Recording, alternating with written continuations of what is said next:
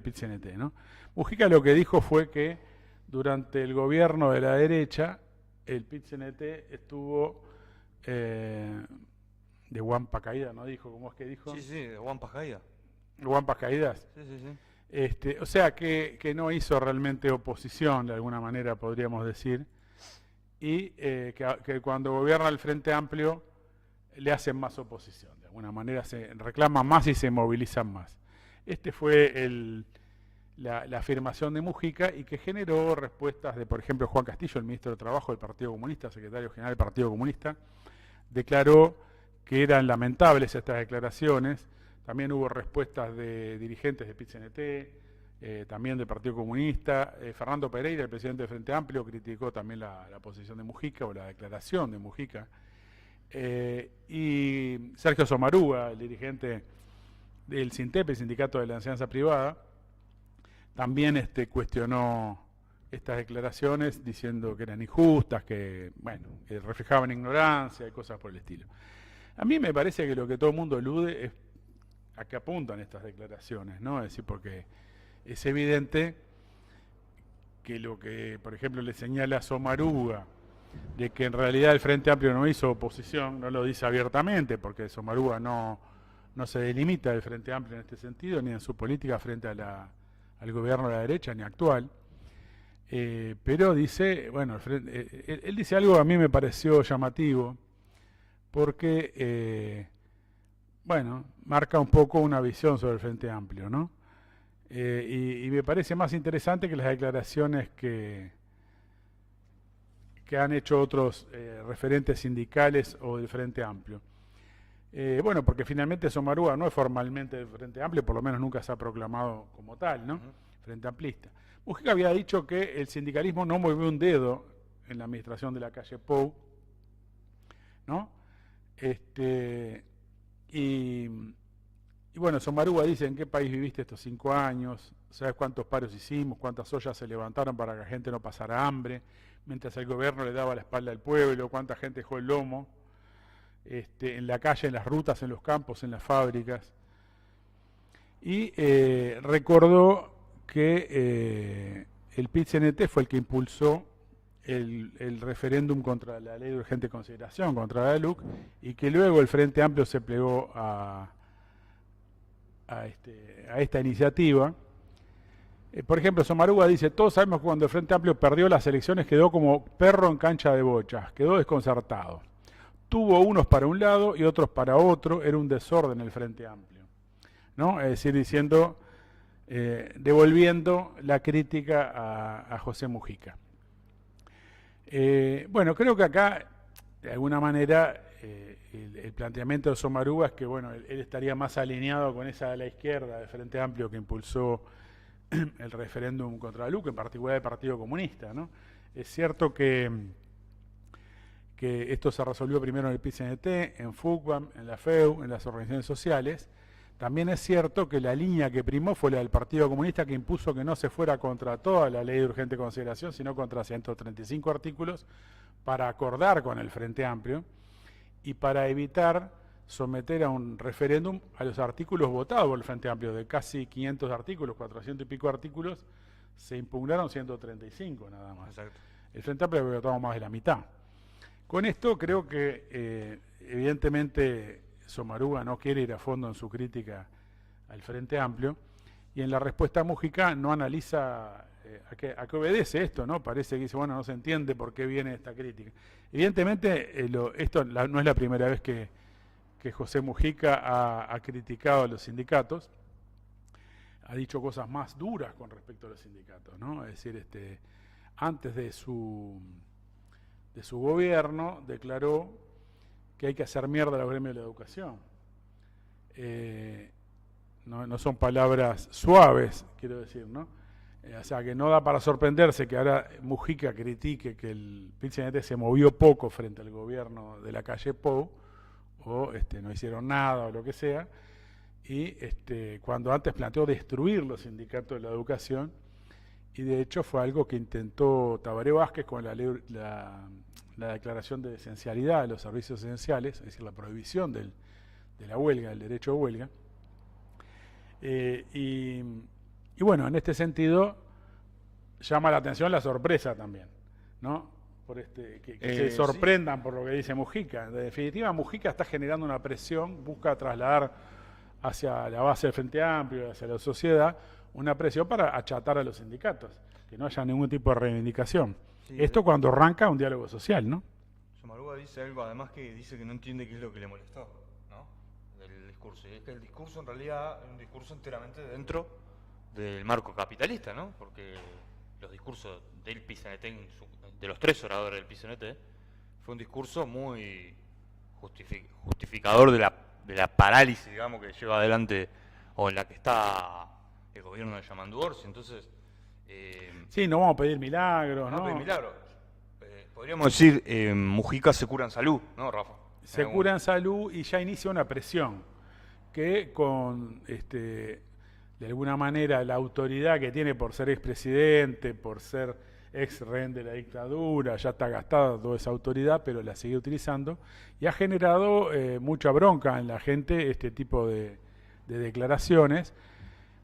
Y bueno, creo que es en un momento político en el cual existe una creciente insatisfacción con el inmovilismo del gobierno de Orsi, con los anuncios de su ministro de Economía, Gabriel Odone, en cuanto a que no van a establecer ninguna política que genere la más mínima presión fiscal sobre los empresarios, y en este sentido anunciando que no hay plata, ¿no? Es decir, ese es el eje de todo el gobierno, frente a lo cual el discurso del PIT-CNT es de completa colaboración, porque el eje de los discursos del 1 de mayo fue colocar la cuestión de la pobreza infantil, ¿no? Como tema nacional, digamos, tema de política de Estado, eliminar la pobreza infantil, diciendo que con muy poco dinero y sin tener que hacer grandes imposiciones de impuestos ni grandes cambios económicos, se podía eliminar la pobreza infantil.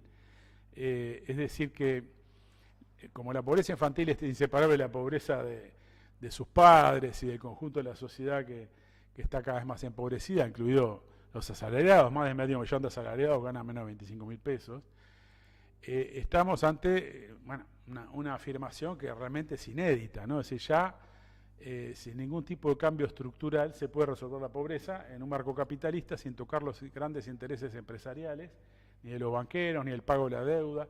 Es decir, el discurso del PIT-CNT es un discurso de conciliación abierta con el gobierno que proclama que va a seguir con la política del Fondo Monetario, con la política de los banqueros, con la política de subsidios al gran capital, de perdonar impuestos, de mantener zonas francas, es decir, todos los mecanismos por los cuales el Estado es financiado casi enteramente por los propios trabajadores y los consumidores en general, que en su mayoría son trabajadores, donde prácticamente los impuestos a las patronales, a los empresarios, a los banqueros han desaparecido. Sí, hay un compañero que nos comenta, Marcos de León, lo saludamos, nos dice hola, se laguea, nos pone que no sé si exactamente quiso escribir eso o es algo que... Sí, es un viejo término por lo menos. ¿Sí? Vamos a ver eso si podemos... ¿Qué significa? Bueno, el lag sería que se lentece. Bueno, pues es un tema de conexión, ¿no?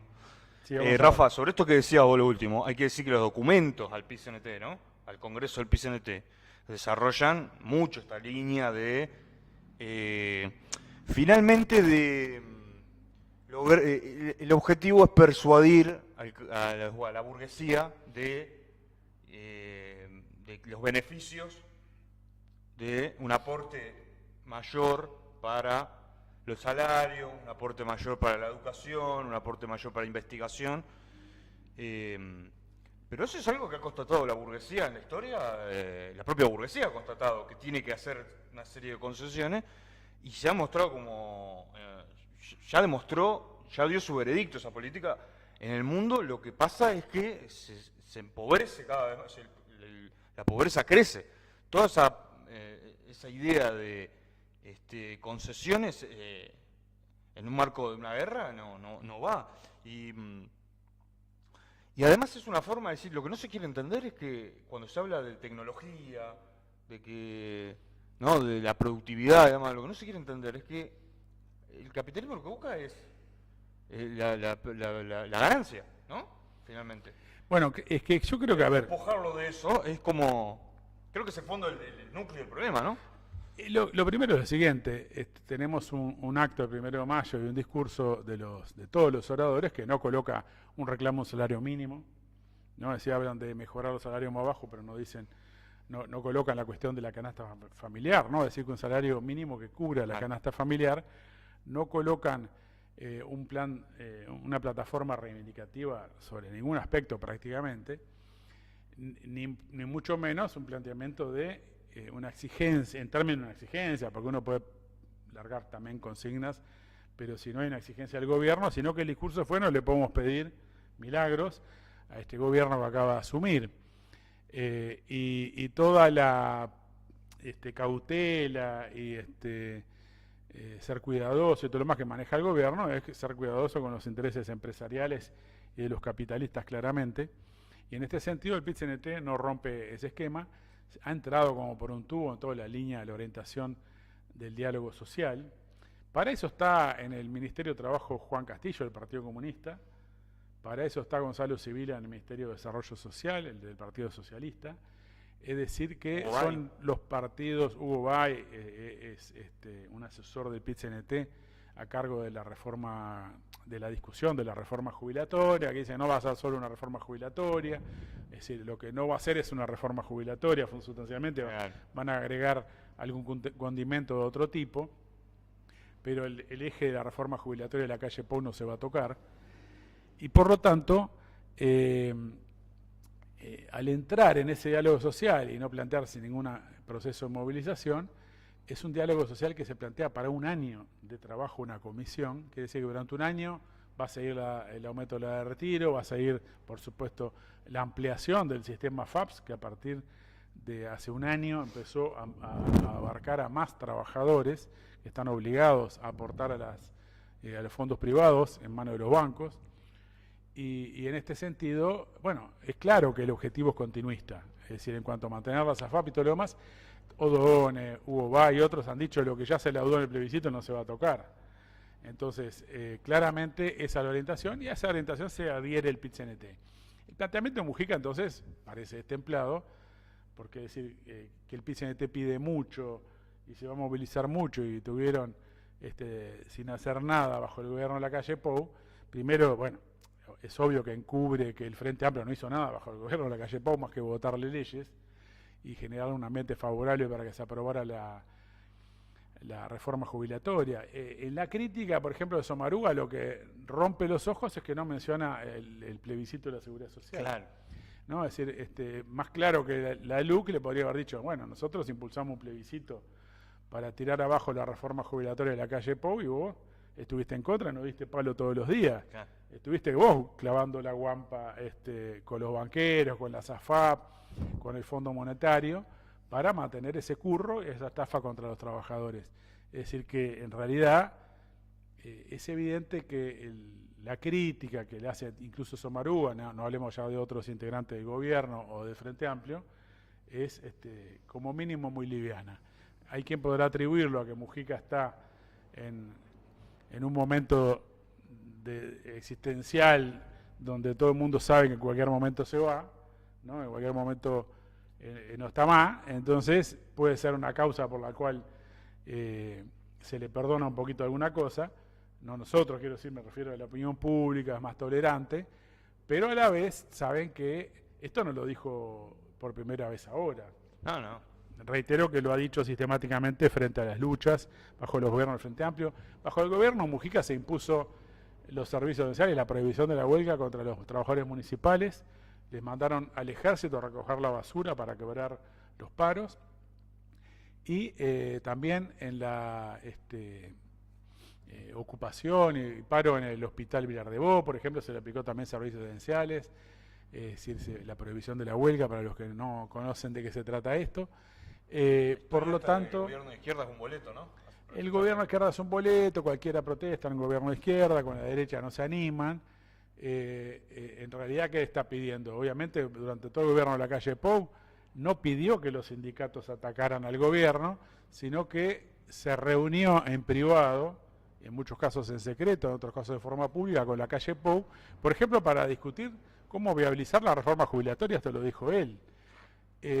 Hizo toda una serie de conferencias junto a Julio María Sanguinetti, el expresidente Colorado, reaccionario, haciendo conferencias, sacaron un libro en común, es decir, tendió puentes a la derecha, a diestra y siniestra, mejor dicho, solo a diestra, y en este sentido es evidente que no tiene autoridad ninguna para cuestionar nada.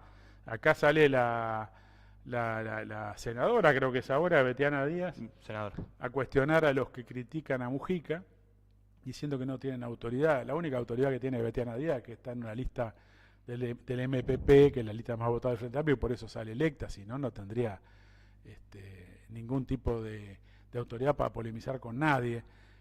Pero bueno, es un personaje de tercer orden que actúa un poco como francotirador para atacar, sin que tenga ni la autoridad ni la simpatía que genera Mujica en mucha gente por su historial. Completamente. Rafa, un detalle que me parece, un detalle que no es un detalle, no, pero algo que es importante y que estuvo ausente en los discursos del PCNT, son las leyes en contra de los derechos de huelga, ¿no? No había una sola reivindicación en contra de la ley antipiquetes, de la LUC, ¿sí? de la LUC, del decreto para desalojar, ¿no? Que estuvo en el tapete porque Castillo pretendía en su momento, a las pocas semanas de asumir, que se derogara ese artículo. Finalmente se mantuvo porque el presidente Yamandu Orsi dijo que no estaba dentro de las prioridades de discutir eso, y es increíble que no esté presente, es decir, una dirección sindical que va a salir del Congreso que se prepara para la paz, podríamos decir, porque no denunciar los instrumentos por los que a vos te vedan, digamos, la posibilidad, ¿no? La LUC permite la entrada de los carneros, permite el desarrollo, digamos, del trabajo mientras hay un conflicto, es decir, cercena la posibilidad de la efectividad de una huelga, es decir, la hace imposible, y además te puede mandar, si haces un piquete a la policía para meterte en cana, entonces, que no estuviera presente. Y si a eso se le suman estos mensajes, estas señales de contemporización o de justificación de que hace poco que asumió el gobierno, me parece que no es menor. Y que no esté en los documentos tampoco, ¿no? Los documentos del Congreso, al menos hablando de la mayoría, el documento que firma el SINTEP, entre otros, revela, digamos, estamos en una suerte de concertación con el gobierno. Una suerte de... Sin duda, sin duda. A través del diálogo social, a través de distintos mecanismos, de alguna manera hay un proceso de integración al Estado, ¿no? Porque no se trata de una negociación donde, como en una negociación salarial, en una negociación de distinto tipo, vos llevas tu plataforma, generás una movilización, claro, enfrentás a la patronal para arrancarle una reivindicación, eventualmente negociar mejoras o reformas parciales o totales o lo que sea, pero sino que acá hay una instalación de ámbitos como se hizo con el gobierno de la calle Pou, la comisión de expertos, en la cual también el PCNT participó, claro, ¿no? Es decir, es cierto que este dibujo que hemos compartido, que robamos de internet, hay que decir la verdad, hecho con inteligencia artificial aparentemente, bueno, embellece al PCNT, lucha de clases, abajo el capitalismo, ¿no? Eso no es el discurso real de los dirigentes del PCNT, ni mucho menos su práctica real. Y en este sentido, bueno, vamos a un congreso del PCNT en 10 días prácticamente, y en el cual el eje va a ser, no hacerle olas al gobierno de Orsi, en el cual participan los dirigentes políticos de los dirigentes del PCNT, Juan Castillo, Gonzalo Sibila, son los dos partidos principales de las fuerzas que integran el PCNT.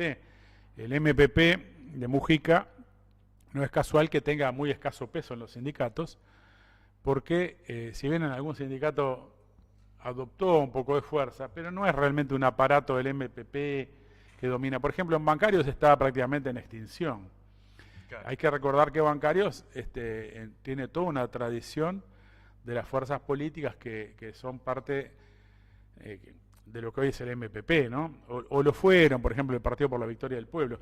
Es decir, toda esa ala que en otra época ella era llamada izquierda radical o revolucionaria, en la década, fines de la década de 60 llegó a dominar en AEU, al punto que Hugo Cores fue uno de los vicepresidentes de la CNT en representación de toda el ala izquierda combativa de los sindicatos, y era un dirigente bancario. Tenían un predominio en la banca oficial. Estoy hablando de la prehistoria para muchos compañeros, pero es una corriente con mucha tradición, prácticamente ha desaparecido en la banca oficial, no tiene ningún cargo en la banca oficial, tiene un cargo en el Consejo Central por la suma de los votos de la banca privada y la banca oficial. Lo comento porque no deberíamos luego traer a los compañeros de algunos sindicatos a hacer algunos comentarios de procesos electorales, de procesos políticos que se están dando en el movimiento obrero y que me parecen relevantes. Esta virtual extinción del MPP en muchos sindicatos, una excepción es AFUTU, donde también han habido manejos turbios de alguna manera desde el punto de vista burocrático, de imposición de formas electorales que para favorecer justamente a la lista del MPP, pero no es que tenga un predominio realmente destacado, es decir, una base importante, y lo mismo puede darse, por ejemplo, en la OCE, en otros lugares donde es la lista más votada, pero tampoco tiene un predominio absoluto. Y bueno, estamos en un proceso donde otras fuerzas de izquierda, incluso el Partido Socialista, también está en retroceso en muchos lugares. Hay un conjunto de sectores sindicales que no responden formalmente a ningún partido, algunos más o menos frente amplistas, otros independientes que no es claro a dónde van, y otros que no son frente amplistas claramente, por supuesto también del Partido de los Trabajadores y otras tendencias, y en este sentido es un momento del aparato sindical, de la burocracia sindical, de falta de control, no tiene un control absoluto de los aparatos del Frente Amplio, a eso quiero referirme, y el reflejo de eso fue en parte el referéndum contra la LUC. Hay que decir que el referéndum de la ley de urgente consideración, donde, por ejemplo, había posiciones incluso de la FUCBAM, o sea, las cooperativas de vivienda, del movimiento estudiantil y de buena parte de los sindicatos que reclamaban ir contra toda la LUC, incluido todos los artículos votados por el Frente Amplio. El Partido Comunista maniobró y logró de alguna manera contener ese proceso y bueno, logró imponer al Frente Amplio también su posición de ir a un plebiscito parcial, a un referéndum parcial.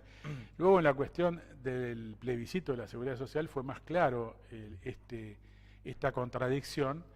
Y tenemos que decir una cosa, es decir, es evidente que el plebiscito de la seguridad social también sirvió de alguna manera para generar un cuadro donde se desviaba un terreno electoral, claro, que de alguna manera anticipaba las elecciones nacionales también, y empezaba a generar expectativas en la elección nacional, en una posible salida a través de un gobierno del Frente Amplio, y desviaba del terreno de la acción de masas, de la acción de la lucha en la calle, de las huelgas.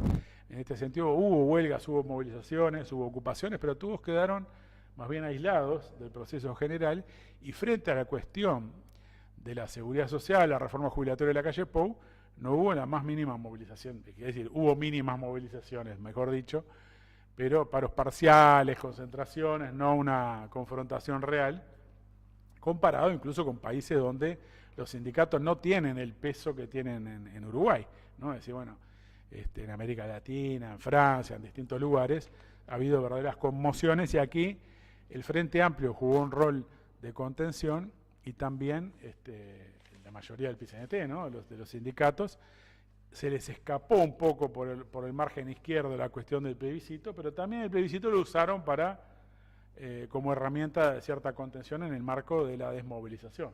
Esto, Rafa, sirve además, esto último que decís vos, para llegar a una conclusión un poco más sustancial del rol de la burocracia sindical, ¿no? Es decir, para las corrientes que actuamos en el seno de los sindicatos, en el seno del movimiento obrero organizado, el rol de la burocracia sindical, por más que aparezca con un discurso, digamos, incluso a veces con acciones, ¿no? Porque tiene que pelear también muchas veces por mantener ciertos privilegios, como un rol de desvío, ¿no? Como un rol digo porque incluso sectores que aparecen con un discurso combativo a veces colocan al sindicalismo como una entidad pura porque toma iniciativas aparte de los partidos o no está atada a los designios de los partidos o de los aparatos políticos, ¿no? Un autonomismo un poco injustificado en el sentido de... Sí, yo creo que hubo en el proceso del gobierno de la calle Pou, ya que está instalado el tema con esta posición de Mujica, con este discurso de Mujica, hubo rasgos evidentes de acercamiento hacia la derecha, ¿no? Bueno, el caso extremo fue Valeria Ripoll, Sí. que se integró a ADEOM, al Sindicato Municipal de Montevideo, a la Corriente en Lucha, un nombre muy combativo, y que en los congresos pasados, en el Congreso 2018, Sí. era uno de los mejores informes, el de Lucha, más allá de limitaciones que podríamos analizar más profundamente, y que se fue volcando cada vez más a un acercamiento con la derecha. Un caso fue Valeria Ripoll, el otro caso fue Richard Reed, ¿no? Es decir, Richard Reed, por ejemplo, que había sido uno de los impulsores de la candidatura de Danilo Astori contra Mujica en el 2009, se fue girando a una posición de supuesto autonomismo sindical, de que no había... Llegó a organizar una marcha para apoyar al exministro de Economía Lorenzo cuando el escándalo por Pluna, y hacerse una caravana para defender a un ministro, un dirigente de un sindicato de la bebida en ese caso, y de toda una corriente sindical, y después fue evolucionando un discurso de autonomía sindical que casualmente coincidía con el proceso de ascenso de la derecha al gobierno. Entonces dije, yo ya no soy frente amplista, incluso después lo formalizó que ya no era frente amplista y que iba a impulsar un nuevo partido fuera del Frente Amplio. Sí.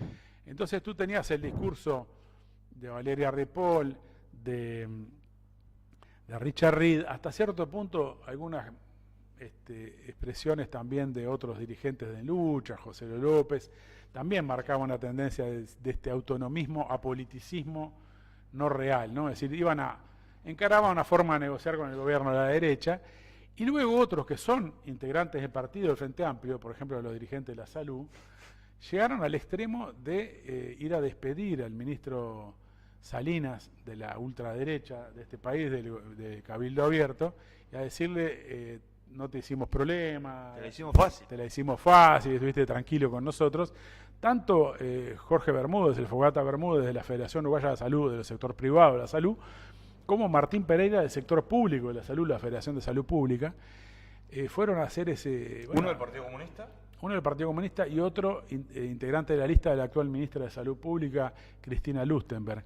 Quiere decir que en realidad hubo una orientación de conjunto de la burocracia sindical, que también se expresó que cuando se inauguró el gobierno de la calle Pou, hubo un pacto entre Fernando Pereira, que en ese momento presidía el PCNT, Marcelo Abdala, que era el vicepresidente, José López, que era el secretario, no me acuerdo el orden de los cargos, pero que son los tres...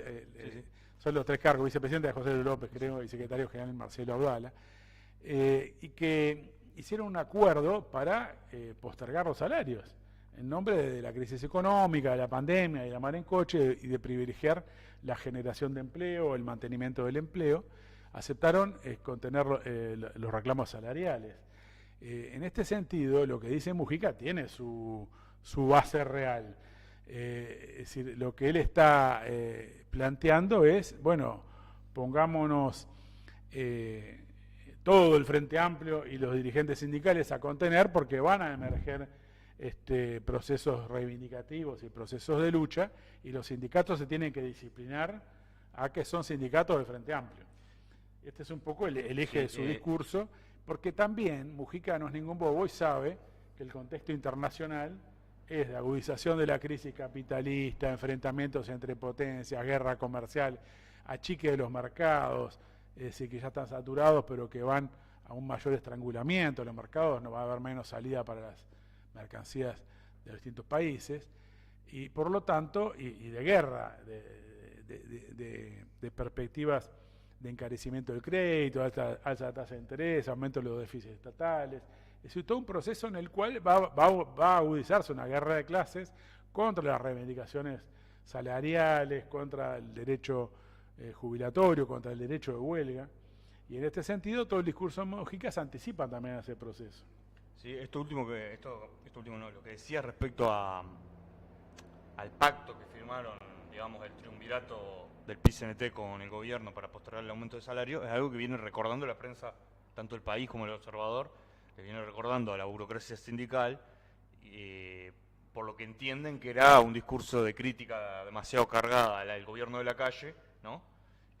Como que no aumentó los salarios y demás, que dicen, pero vos firmaste un acuerdo, vos firmaste un acuerdo, o sea, eso fue un pacto. Y me parece importante algo que decía, bueno, por ahí un observador, un analista, Leonardo Bercón, en el programa Séptimo Día, que es la sensación que le daba del discurso del PIT-CNT, en este análisis, ¿no? del rol, digamos, de la burocracia sindical, era la cantidad de veces que se habló de independencia de clase en el discurso, y decía, bueno, cuando alguien menciona demasiado decía que recordaba a un político que le dijo, cuando alguien habla demasiado de corrupción, normalmente es un corrupto, decía, y hablaba de color de melo, creo que era, ¿no? El ejemplo que ponía, que el presidente brasileño hizo una campaña en torno a la lucha contra la corrupción y después iba a ser procesado. Normalmente esto se resume con el dicho, dime de qué te jactas y te diré de qué adoleces. Si hablas mucho de que sos independiente, de que sos esto y lo otro, seguramente... Usted querrá afirmar algo. Claro, lo que es obvio no se tiene que estar reafirmando ni diciendo cada rato. Me dicen problemas con el sonido otra vez, estoy intentando... No sabemos cuál, si es el mío o el tuyo. No, creo que son los dos. Los dos, bueno, pero ahora... En lugar de mejorar... veremos, sigamos. Bueno, este es el cuadro que queríamos comentar de la cuestión de a qué vienen estas declaraciones de Mujica y esta polémica instalada, donde la cuestión que queda instalada en realidad es la cuestión de la independencia de los sindicatos y del PIT-CNT respecto al gobierno, que fue la pancarta del PT, ¿no? en este 1 de mayo, por un PIT-CNT independiente de gobierno y de lucha. Es una batalla que implica una lucha política en el seno de los sindicatos por una posición clasista independiente del gobierno. Y en este sentido, este Congreso no lo va a consagrar. Es un Congreso regimentado. Los sindicatos están designando sus delegados a partir en forma completamente invertida. Es decir, son las direcciones las que nombran a los delegados, no a partir de una discusión y una deliberación de los compañeros, de los afiliados, de las asambleas, congresos delegados o lo que sea, sino más bien imponiendo ya desde arriba un mandato a los delegados. Por lo tanto, es como si se reunieran las direcciones solamente, porque los delegados van a tener que votar lo que les digan las direcciones. En algunos sindicatos se va a lograr quebrar ese monopolio, pero en muchos este es el camino que se está recorriendo. Y por lo tanto es un Congreso regimentado, es un Congreso burocrático, es un Congreso de espaldas a la deliberación, a la discusión y a la lucha. Digo para tener claro el carácter de este Congreso que se está por reunir. Bueno, yo creo que este tema lo podemos redondear por acá. Sí. Y